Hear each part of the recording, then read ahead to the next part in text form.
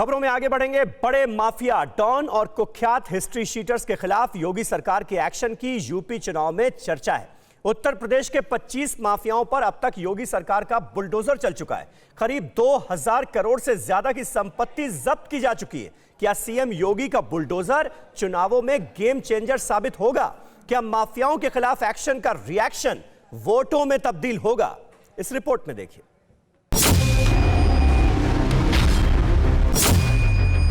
जो मेरे जिंदगी तक और मेरे मरते दम तक जारी रहेगी।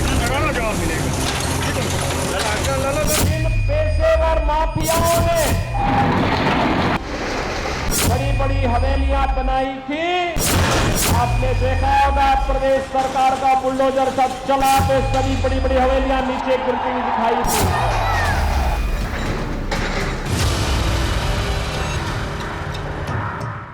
सियासत और अपराध के गठजोड़ से निकले ये वो माफिया हैं जिनका पूर्वी उत्तर प्रदेश में दबदबा है।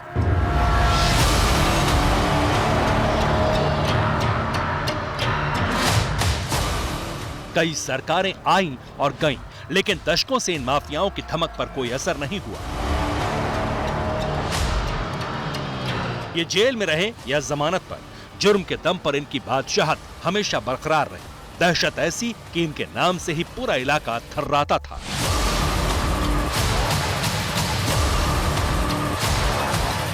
मगर जब से यूपी की सत्ता की कमान योगी सरकार ने संभाली, तब से माफिया, गुंडों और हिस्ट्री शीटर्स का बुरा वक्त शुरू हो गया। माफियाओं से मुक्त कराई गई जमीन पर आवास की सुविधा देने का कार्य सरकार करेगी।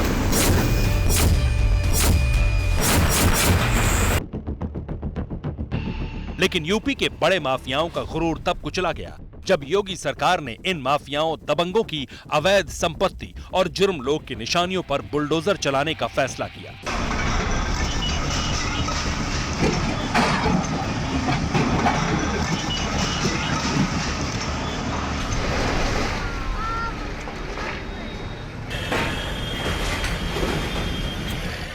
लखनऊ, मऊ, गाजीपुर, प्रयागराज, कानपुर जैसे तमाम शहरों में मुख्तार अंसारी, अतीक अहमद और एनकाउंटर में मारे गए विकास दुबे के गैंग और गुर्गों की जितनी भी बेनामी संपत्तियां थीं, उन्हें सिलसिलेवार ढंग से जमींदोज कर दिया गया।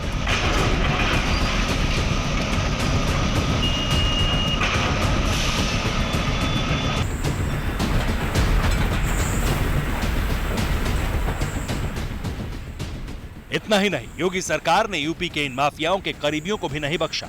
उन पर शिकंजा कसा गया, कानून का डंडा चला और ये सिलसिला अब भी जारी है, आगे भी जारी रहेगा जब तक यूपी में योगी सरकार है।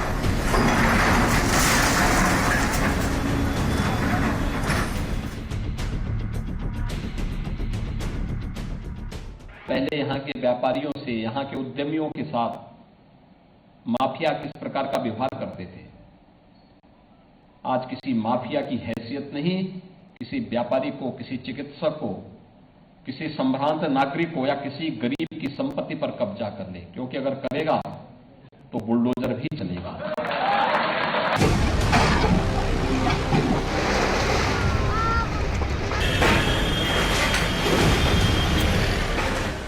योगी सरकार की बुलडोजर नीति की तारीफ पीएम मोदी भी तमाम मंच से कर चुके हैं। इतना ही नहीं, सीएम योगी ने बुलडोजर नीति के तहत जिन जमीनों को खाली कराया, उन जमीनों पर गरीबों के लिए आवास निर्माण का शिलान्यास कर बड़ा दांव खेला।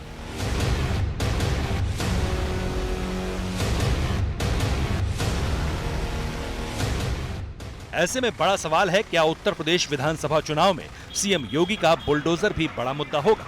क्या इस बुलडोजर नीति के दम पर जनता बीजेपी को वोट देगी? ये पता लगाने के लिए टीवी9 भारतवर्ष की टीम पूर्वी उत्तर प्रदेश के उन इलाकों में पहुंची जहां इन माफियाओं की कभी धमक हुआ करती थी।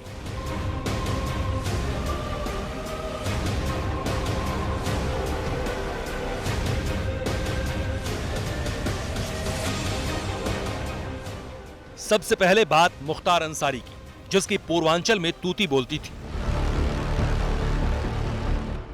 मौजूदा वक्त में मुख्तार अंसारी यूपी की बांदा जेल में है, लेकिन पूर्वी उत्तर प्रदेश के मऊ जिले से ताल्लुक रखने वाले मुख्तार अंसारी का योगी राज में जो हश्र हुआ, उसके साक्ष्य तस्वीरों की शक्ल में कई बार सामने आ चुके हैं।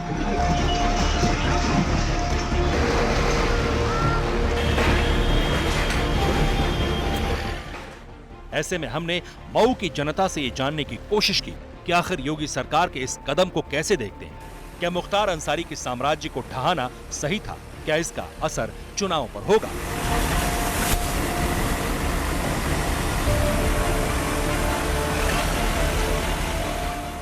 जो यहाँ पर भूमाफियागिरी होती थी, जितने भूमाफिया यहाँ पर गरीबों की जमीनों पर अवैध कब्जा जमा कर बैठे थे, उन सब पर बुलडोजर चला। सब पे बहुत पूरा उत्तर प्रदेश खुश है इस पे। विकास पे वोट देंगे और बुलडोजर देख कर देंगे। माफियाओं को भारतीय जनता पार्टी ने जेल में रखा, उस पे वोट देंगे। हम युवा हैं और युवा विकास की बात करेगा। जो पार्टी विकास करेगी हम उसको वोट देने के लिए स्वतंत्र हैं।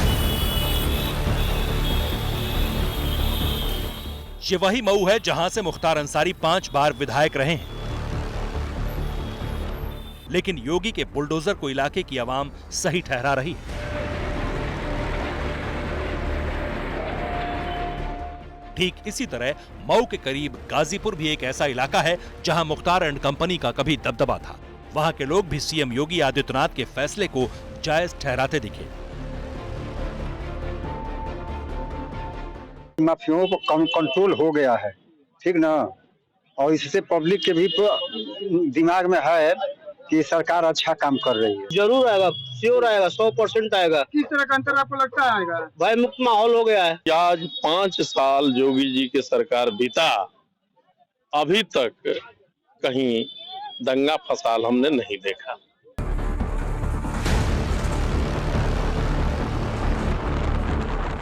हालांकि गाजीपुर में एक तबका ऐसा भी मिला जो मुख्तार पर एक्शन का विरोध करते दिखा। लोगों का आरोप है कि योगी के बुलडोजर ने धर्म विशेष को टारगेट किया है।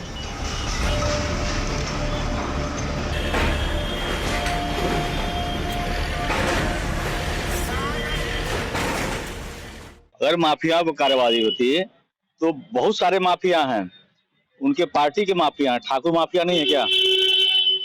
36 माफिया हैं, क्यों नहीं नाम लिया जाता है उनका? क्यों नहीं उनका बिल्डिंग ढहा जाता है? क्यों नहीं उनके संपत्ति को पूर्ण किया जाता है? चुनाव के मद्देनजर रखकर किसी एक विशेष धर्म के अपराधियों के खिलाफ ये हल्ला बोला गया था और कुछ ये नहीं था। मऊ और गाजीपुर के बाद कानपुर की बात, जहां योगी राज में बिकरू के गैंगस्टर विकास दुबे और उसके करीबियों को बुलडोजर ने टारगेट किया।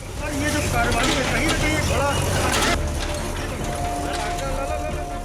कानपुर की जनता क्या कहती है वो भी सुनना जरूरी है। ये सही नीति है योगी जी की। अपराधियों पर नियंत्रण रखने के लिए ये बुलडोजर नीति योगी जी की बहुत ही सराहनीय कदम है और निश्चित रूप से इसको योगी जी को लाभ मिलेगा। पुनः उनकी बुलडोजर नीति के कारण और जो हिंदुत्व के कारण ही सरकार बनेगी। हाँ, चुनाव तो हम बीजेपी को ही करेंगे, क्योंकि बुलडोजर अच्छा काम है इनका। ये जो माफियाओं के खिलाफ चल रहा है ये तो बड़ा बढ़िया काम है। जो हुआ है अच्छा हुआ है। माफियाओं के खिलाफ सख्त कार्रवाई हुई है, इसके लिए हम लोग एकजुट हैं। उनकी पुनः सरकार बनेगी 2022 में। खुले मन से घूमती है और दहशत की कोई चीज़ नहीं है, कोई गुंडा वसूली नहीं है, ये सब योगी जी की देन है। यहाँ पर तय बाजारी की जो समस्या लगातार पनप रही थी, उससे योगी बाबा ने सभी को निजात दिलाने की कृपा की है। माफियागिरी होने के कारण के कितने जनता में भय रहता है और ये मोदी योगी सरकार ने इस भय को दूर करने का पूरा प्रयास किया है। मतलब ज्यादातर जनता माफियाओं के खिलाफ योगी सरकार के एक्शन को सही ठहरा रही है।